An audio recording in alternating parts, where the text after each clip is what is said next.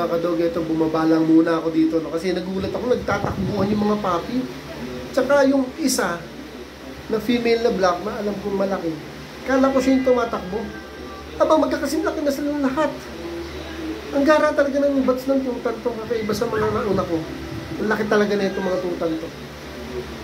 At tignan niyo mga kadogo.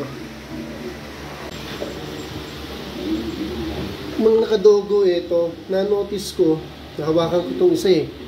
Yan. Kasi every morning yan, nilalagyan namin ng baby oil yung mga balahibo nila. Yung light na baby oil. Hindi yung usual na ginagamit natin baby oil. Meron kasing nabibili light for baby. Kaya ang kikintab ng balahibo nila. Pampalago na rin yan. Bukod sa mga vitamins nila, may vitamin siya para sa coat niya, may vitamin siya para sa health nila. Ngayon katitigan siya alaga. Nung una, 3 lang yung malaki. Asa si Jumbo? 1, 2, 3. Ngayong umaga, paggising ko, lahat sila tumatakbo talaga. Ang tuloy ng tuloy ng development nila, iba itong mga tutan to.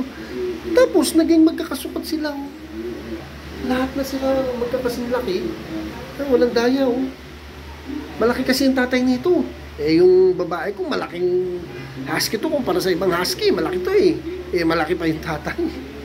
Tapos, hindi lang yon mga kadogo. Meron akong nakita na isa dyan, blue eyes. Hindi ko pa chinecheck yung 4 So, ko surprise. Ibig sabihin, nag-anak ng blue eyes. So, merong blue eyes to. Kasi yung tatay, by eye yung blue yung kabila. Si Pickles, ano ba ang tawag sa kulay na light brown ang mata niyan? Maple.